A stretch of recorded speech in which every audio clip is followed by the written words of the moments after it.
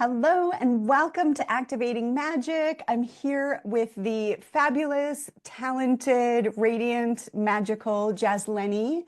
Jasleni is known as the Art Witch, and I can't wait to dive into the journey just for you to be able to say that, let alone publish an oracle deck, bring magic to the world, and start doing, studio shows and the whole nine. So, Jasleni, just start by sharing a little bit about your background and how you came, let's say, how you came to know you're magical. Let's start there. Ooh, that's a big question. Um, how did I come to know it was magical? I think I've known this my entire life. I remember being a tiny itty bitty thing and knowing I had magic powers. And actually, that makes me think of a quick story when I moved from Dominican Republic to the US. Um, I remember telling all the little friends in the neighborhood that I was a witch and that I had magic powers and that I was going to prove it. So I think it's just been a matter of fact feeling that I've carried with me since the beginning. So we met, you were a graphic designer. Hmm. I'm going to say undercharging graphic designer, which I'll happens agree a with lot. you. I'll agree with you. So, how did you get into graphic design? Like, tell me about the path from I'm going to prove to you I'm a witch to let me design your website. Yeah, oh gosh, this is such a wacky story. I wanted to go to school to be a doctor. But I didn't want to do that full time. I wanted to do that as a hobby, like on the weekends. And I wanted As one does, right? to I wanted to major in painting and songwriting and then just like do medicine from time to time for funsies, like ever so often. And like that was what I wanted. And I got a lot of pushback from my family about that. And so, somewhere between painting, songwriting, and medicine, graphic design seemed like the obvious compromise. That was the what we all agreed somehow like made sense. So yeah, there was definitely a heavy influence there from my family. But I came to love it, and it did feel like it brought together the technology and the art and the design and the eye for beauty and all the things that I really value together. So it worked out to kind of a good compromise until it then it was and it wasn't, you know. Okay. So, I'm imagining a parent say, like having an awareness, like people aren't really doctors like for fun on the weekend. So I can kind of understand that piece, right? And yet in your heart, I feel like you were being called in a direction. And so, like, what was that like for you to feel like I can't do the things I want to do? Hard. I think that's always been the challenge, the recognizing that I know very clearly what's in my heart and I hear very loudly what the world is telling me, and that back and forth between those two directions, which often have felt very separate to me. But at the heart of it was this desire to help people and to bring healing to the world and to do it through art and beautiful things. And so even that desire to be a doctor sometimes, like that was coming from that same place. Now, as a self-proclaimed art witch, I feel like I finally came to a place where I'm able to do those things in a way that makes a lot more sense to me and to my heart. Yeah. So, talk to me a little bit about how art is healing. How do you experience that? As a person who tends to be kind of anxious and a bit of an overthinker, there's always a lot of chatter in my mind, and art is the one place where everything is just quiet. I get into the artwork and hours will pass and I won't even notice. I won't even notice I haven't eaten. I won't even notice I haven't moved from this spot. I get lost in time and time becomes irrelevant. And somewhere in that process, I'm able to release, to come back to myself, to express myself, to play, to experiment. And I can't think of anything more healing and transformative than that, than coming back to myself in those moments. So, Jasleni, you were helping people with their websites, their branding, their graphics, and then painting. And I always remember seeing, when I would see you on Zoom, like your backdrop would be changing with different art you were creating. Yes. And it was like that was on the side, Hmm. and this was the real job. Hmm.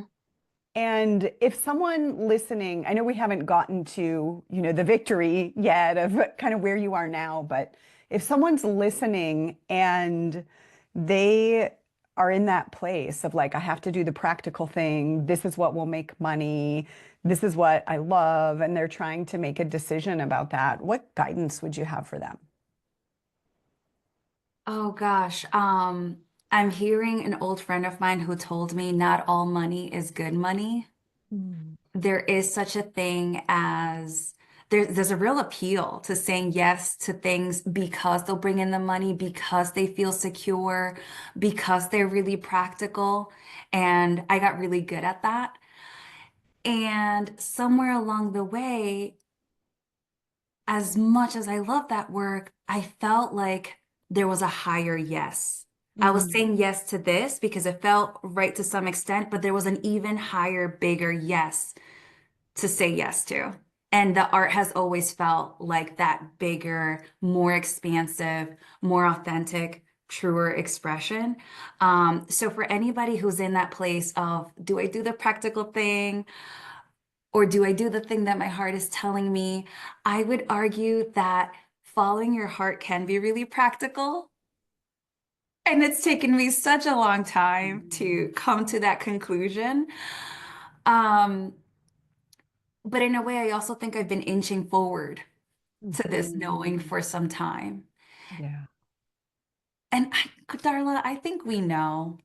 I think we always know. It's just a matter of are we gonna listen? Are we gonna say yes to that higher, bigger yes that's in us? Mm. When you think about a higher yes for yourself, how do you experience that? Like, how do you know? How do you tell the truth to yourself about the higher yes? I think of sourced energy. I mean, you have talked to us so much about this. It's simple.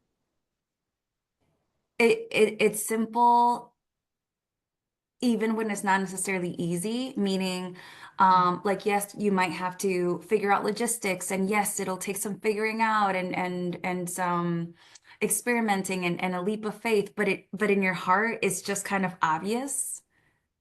Um it's exciting, it's sparkly and jittery inside. Um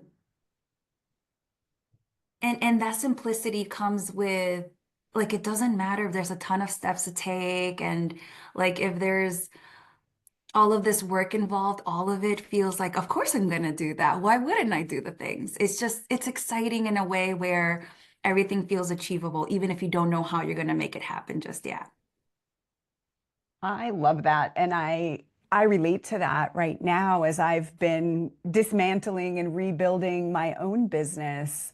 The feeling of, yeah, of course I'll do all those things. Once the vision is clear, it's like, bring it. I can't wait.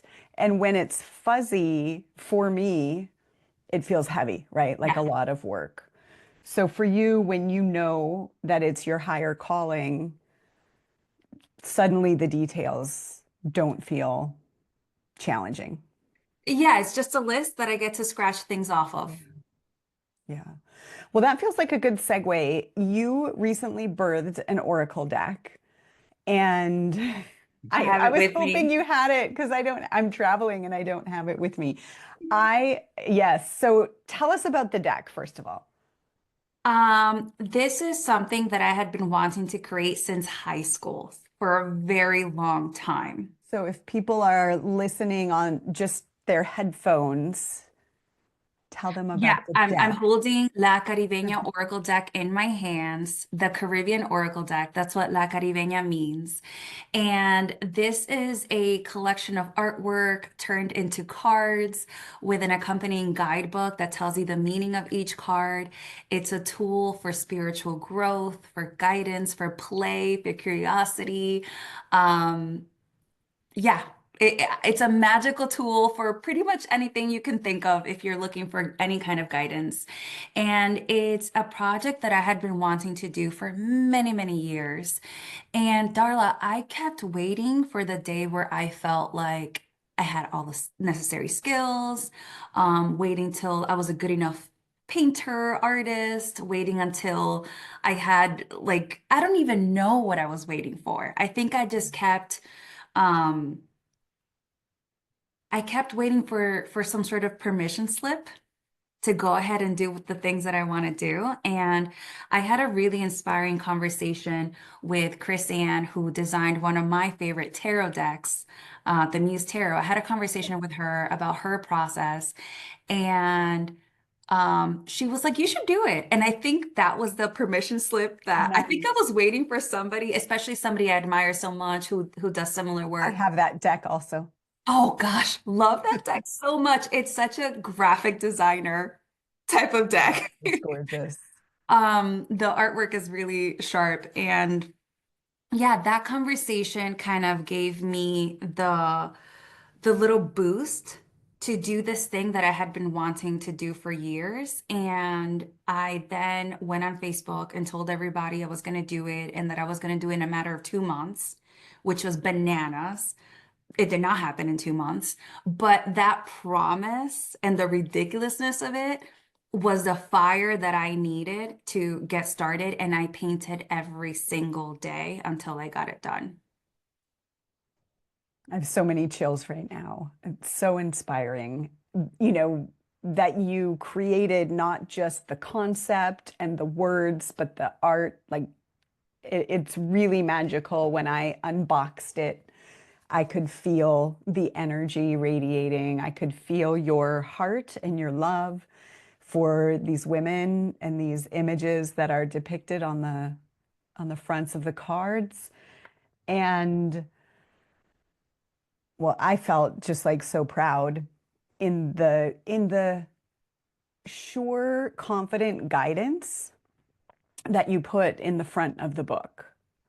It's like, I'm owning it. This is who I am. This is how to use this. I have the utmost confidence that I've created something of value that you can use and that will really serve your life. And that really came across to me as I was Thank reading. you. Yeah. Thank you. I think it's common for artists to not be um, super confident in their art. I think this is kind of a common thing, and I have been there. We tend to be our own worst critics, but in this instance, I am so proud of this project. I am in love with it. I feel like it has been a great mentor to me. This oracle deck and the spirit of the Caribbean woman coming through the deck feels like its own entity. And in many ways, this felt like a co-creative project where I kept asking, what do you want me to say? How can I serve you? How can I get this message from, I don't even know, the spirit realm into the art, into the cards? And that process was frustrating and challenging and demanding and What was healing. frustrating about it? Um, there were so many times where I sat down to meditate and then I had all my art supplies in front of me and I would ask, what do you want to say? How do you want to say it? And wanting to like do it justice, to really convey through the artwork what it is that wanted to come through. And there were some paintings that I decided at the end I didn't include in the deck that didn't make the cut. So I think the frustrating part, honestly, was when the perfectionism was trying to Mm, have an opinion.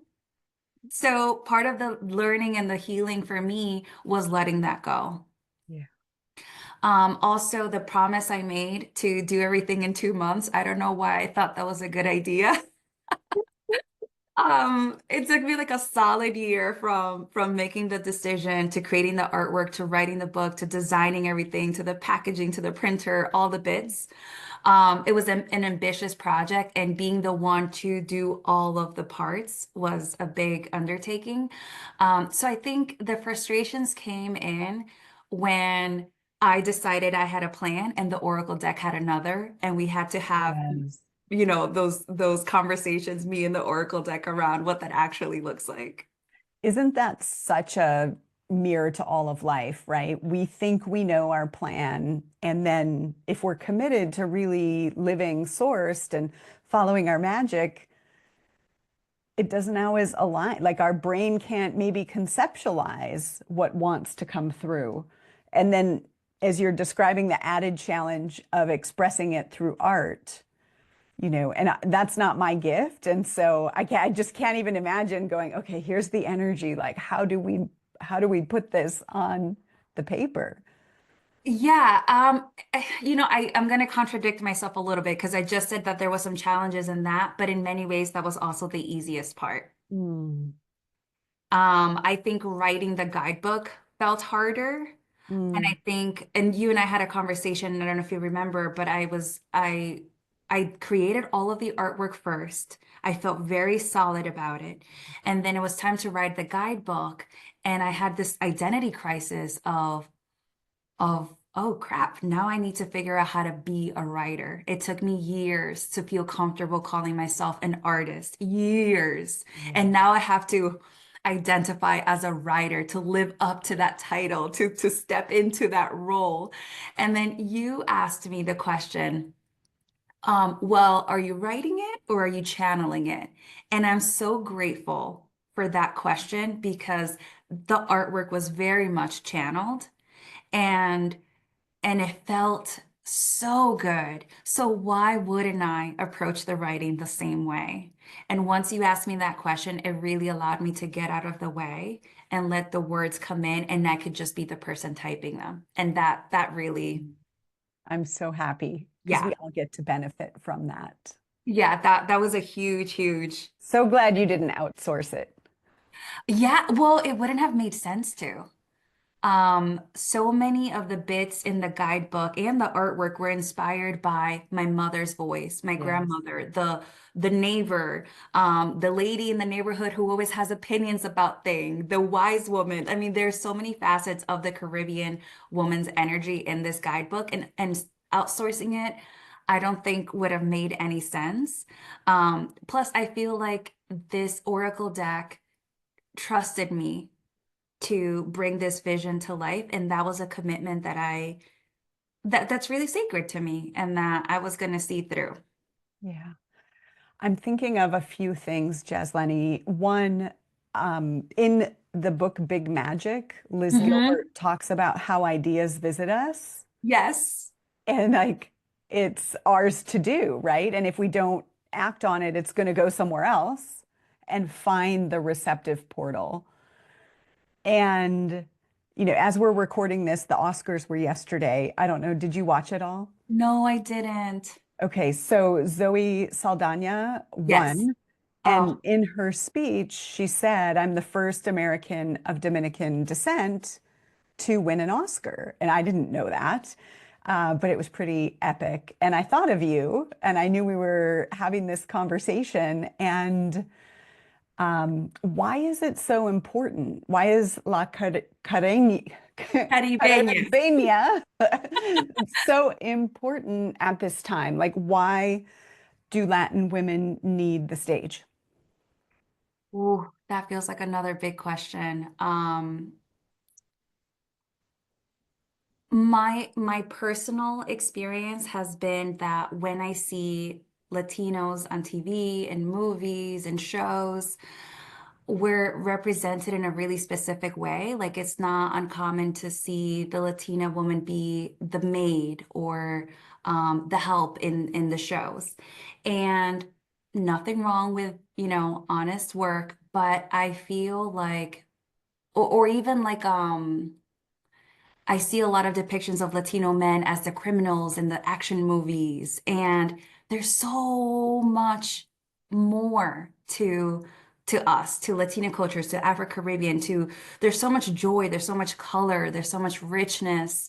Um, we're funny and we're loud and we're loving and we're compassionate and we're nosy and we're connected and there's so much to us and I feel like, again, in my experience, I just haven't seen a lot of that celebrated in a really full way. It's always been like this one idea, and it doesn't include the vastness of who we are.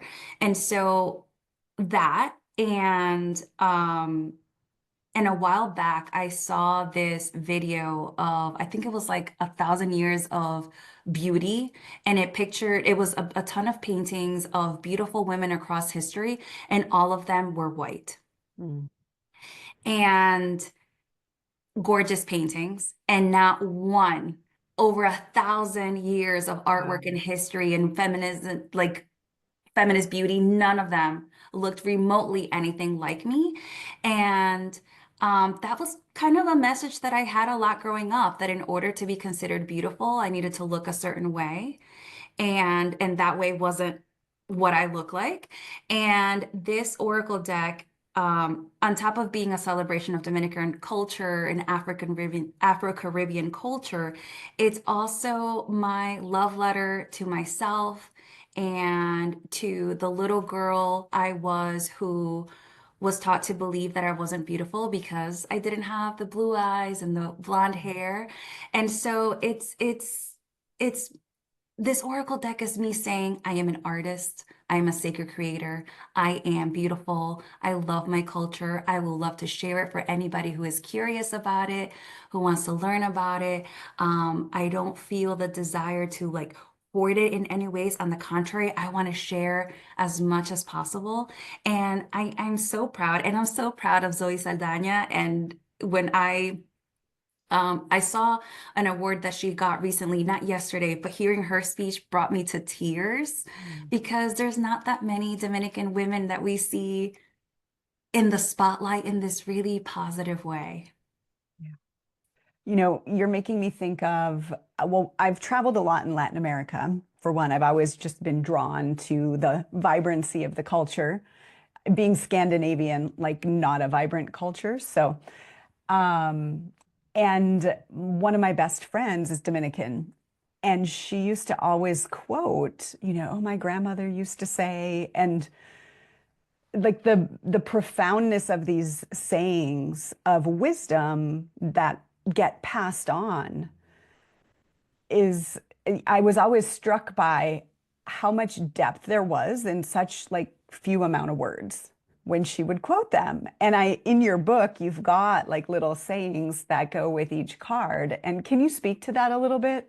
Yes, and I'm so grateful that you brought that up. Refranes or idioms in English. Refranes are ways that we communicate all the time. I think it's impossible to have a conversation with anybody in my family or any Dominican really for an extended period of time and for a refrán to not come into the picture. So these are just wisdoms, little nuggets of wisdom that are so interwoven into our everyday life that we don't even notice that we speak in this sort of poetic way. Yeah. These sayings, they're some of them are ridiculous and funny, and when you translate them into English, they're really awkward, which I think is super fun to see those translations. Uh-huh. And sometimes they're impactful and really, really, really meaningful. Um, If right anyone before. wants some examples, I did an episode with Patricia Benavides, who's Mexican, and Oh. her entire interview is based on these four idioms that her family passed on to her, her ancestors. Oh, I And love that. so if anyone missed that episode, go check it out. Yeah, I'll have to check it out myself. I'm thinking even of right before this call, I pulled a card for my own Oracle deck to just kind of ground me and see like what do I want to keep in mind during this conversation. And the card that came up, the little refrán, the little idiom that comes with it, is something that my mom always says, and that is that there's no greater poverty than to be poor of the mind, Mm, meaning that money can come and go, but if your mindset is not expansive, if you're not willing to experiment, to put yourself out there, that's a whole other level of poverty that you really need to overcome. that's beautiful. Well, let's follow that thread a little bit. So, in that wisdom from your mother and the idea of making money as an artist and the permission slip. Yeah. So, your family maybe didn't think the artist route was the best route. So we came up with this compromise. How about if you be a graphic designer? And can we talk a little bit about where to get a permission slip Oh, when maybe it's not coming from your family of origin? yeah, this has been such a huge theme, really, in my journey. Um, I think the default setting is to look for that permission slip wherever you can get it, in your teachers and your parents and the people observing the art, the galleries, and you know what? Forget about even just the art industry. This I feel is applicable to anybody. We tend to look for those permission slips wherever we can get them, that external validation. And the issue with that is that it's completely out of our hands. And it provides a false sense of security too, because who gets to decide who is the authority and who has that permission slip to even give? When we get that validation from people we admire, that can also be really impactful. So while that may feel good to some extent, I've learned that there is nothing more powerful than that decision we make, that choice of saying, you know what, I want this, it's important to me. My whole body sings when I think about this. I'm excited. I feel like it's flowing right out of me. Like that's the permission slip. That's the feeling that you want to go for. And we forget, and then we remember, and then we forget, and then we Yes, remember. right? I imagine you didn't think that you would get permission from Chris Ann, who also created an oracle deck, right? Like that was a wink from the universe, I'm imagining. And I Totally. think about my own journey, sometimes the nod from the universe has come from a look from a stranger or a social media post. Like it not necessarily is going to come from the place that you hope it does or wish it does. There's like this inner process of self-trust. Yeah. And that's such an important thing to remember, that the permission slip that you're looking for in the exact packaging that you would like to receive it in is not always what you're going to get. So being receptive and attentive to how the universe is letting you know that this is a yes. So being flexible with that. My family, they love my art. They love me, of course, but are not big believers in art as a career. And so that has been a challenge for me to remind myself, wait, hold on. I'm doing something here. This is important work and I'm going to see it through. Yeah. Can we talk about being believers?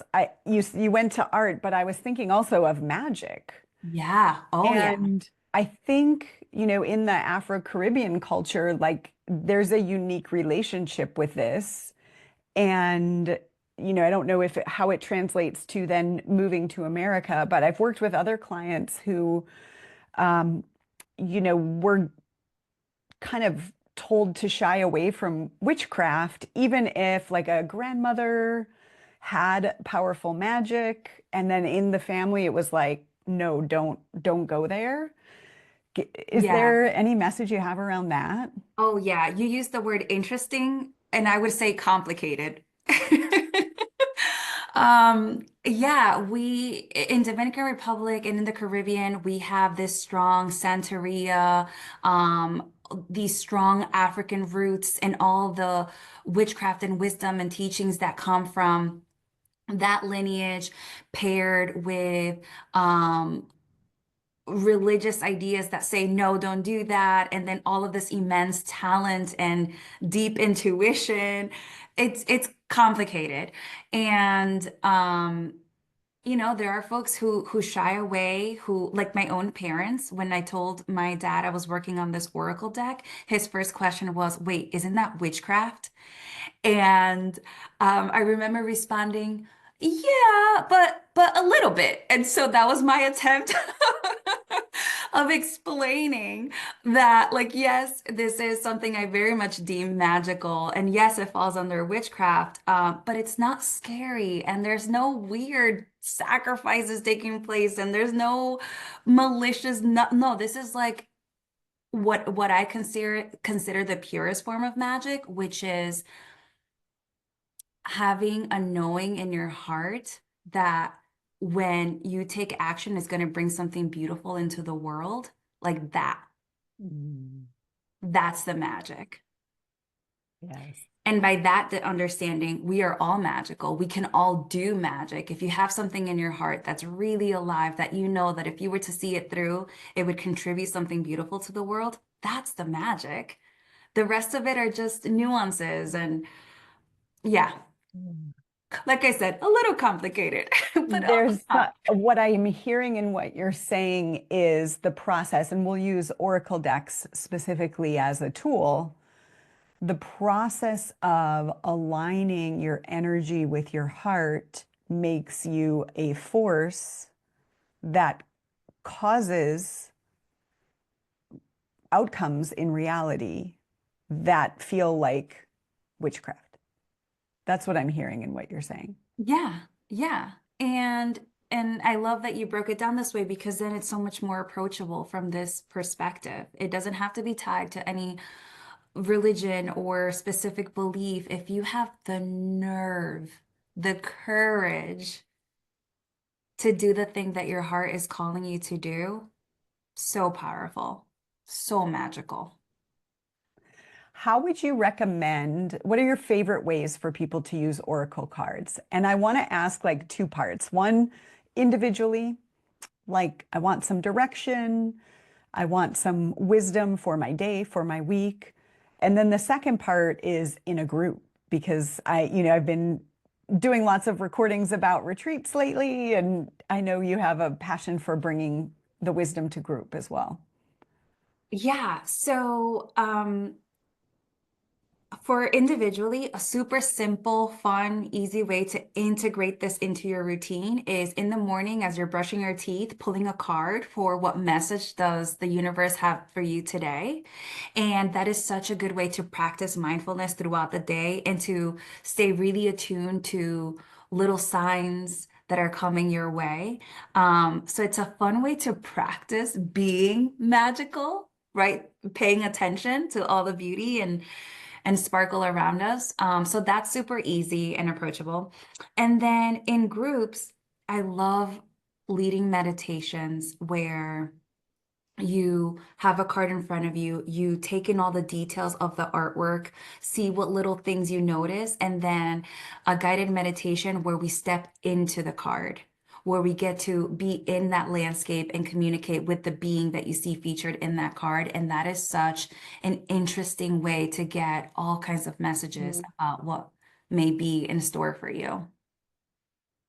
I love that. I want to go back to the just picking something while you're brushing your teeth in the morning. Hmm. And what would you say to someone who might say, like, I don't need something outside of me to tell me what to pay attention to today, or something like that?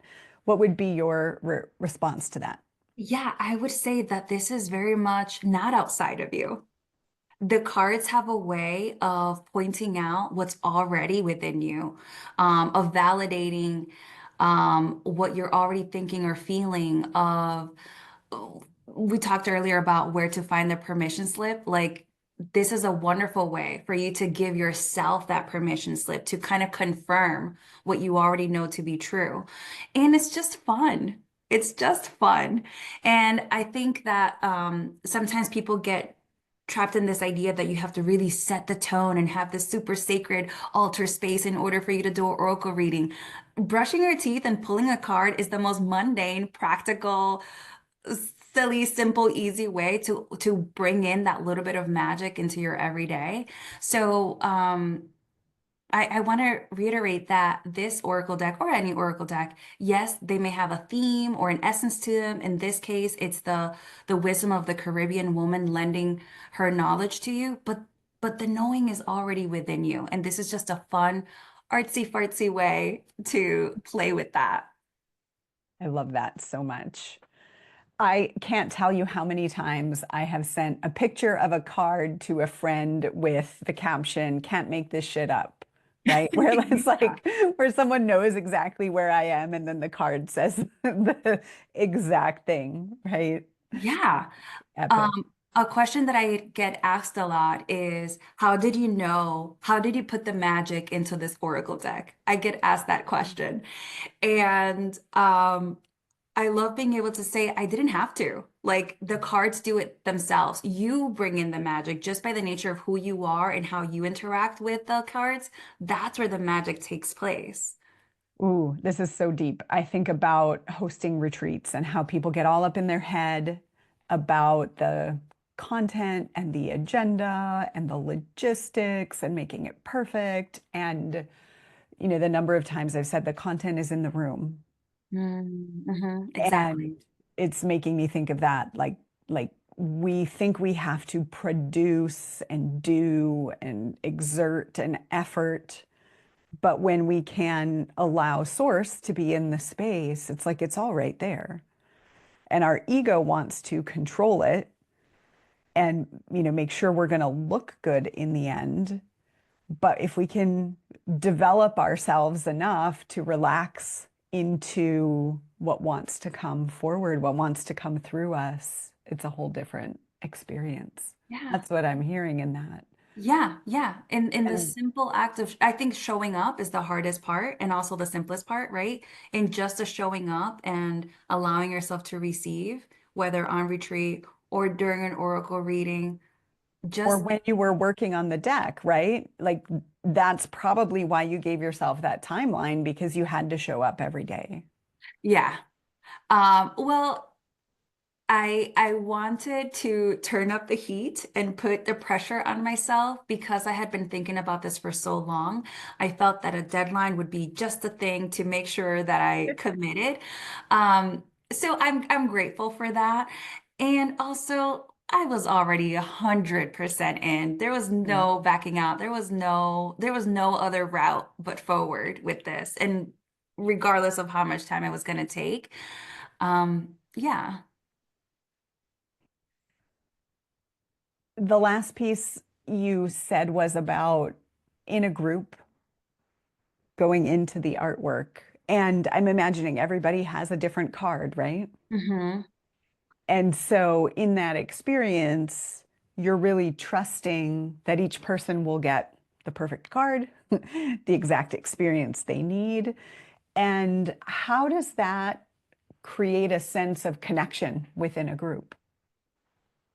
Well, first, it empowers each person to own their own intuition and their own divine gifts, right? They get to step into the card, they get to go into their own meditative journey, they get to ask their own questions and get their own answers and be magical all in their damn self because that's just who they are, who we all are.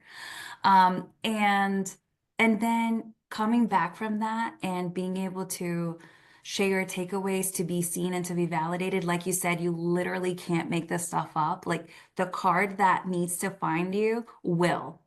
And we don't have to do a single thing to make that happen, to forge those connections.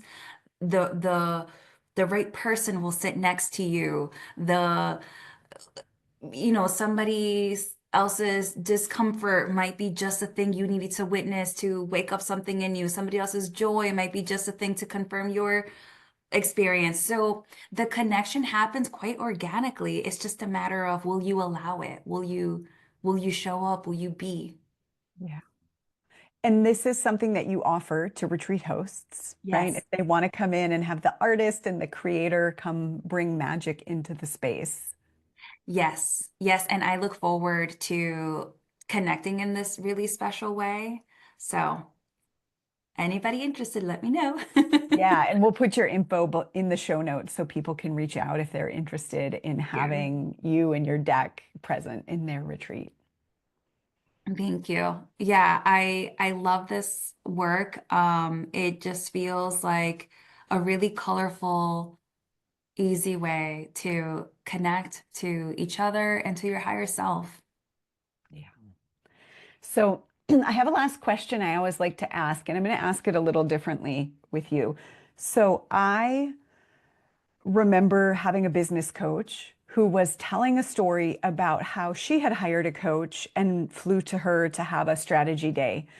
And the first thing they did was pick a card, and how she immediately discredited this person as you can't be serious if you're actually having me pick an oracle card related to our strategy day. Mm. And I remember being in the room hearing this story, and it was, I was kind of a newer in business. I wasn't, clear about my magic. I was bringing in my intuition and learning a lot. And I remember feeling conflicted, like, I love pulling cards. Like, I 1,000% believe we always get the perfect message and that it's guided. And at the same time, like, oh, this makes you not serious. I don't want people to think I'm not serious as a, as a business owner. And I'm piling this onto the question, which is if someone is magical, they know it, they're connected, they have this sense that there's guidance available, and they're in an environment where nobody believes it. Maybe they're in a corporate job, or like I grew up in a town of 500 and there wasn't any conversation about magic. What would you say to that person if they happen to be listening here? Ooh, that you're not alone, first of all. And you've experienced it in your own way. I have as well. Um, I would encourage that person to find their tribe, to find the like-minded souls that will inspire them and that get it. Um, but in those moments where that's not readily available, this is where going inward and again, drafting and granting your very own permission slip really comes in handy. So the more we can cultivate a relationship with our higher selves, with our spirit guides, with our knowing, the more we can learn to trust ourselves, the more that we'll be better prepared for those moments where the people in the room don't necessarily get it. And that's okay. That's going to happen from time to time. Yeah. Thank you, Jasleni. Tell us about your 5-day guide. Oh, so if you sign up, you will get for every single day, once a day, you will get an email with very straightforward action steps that you can take to introduce more magic into your life and into your world. And some of the soul works, the homework assignments, are a little bit bigger than others, but they're all very doable and they're very much meant to spark that courage to bring in that magic into your life. So it's fun, it's playful, and it's um, a little bit bold, like I'm asking you to do things. But if you allow yourself to play with it, I think you'll find by the end of the 5 days that it plants a seed for bigger life skills that can be really transformational. Thank you so much. So we'll put the link to that and in the show notes, and you can find it also at jasleniart.com/newsletter. Show notes are always available at sourcedexperience.com/podcast. And anything you want to leave people with? I would just say be kind, be brave, and be ridiculously you. We'll stop there. Thank you, Jasleni. Thank Love you so you. much. Bye, everyone.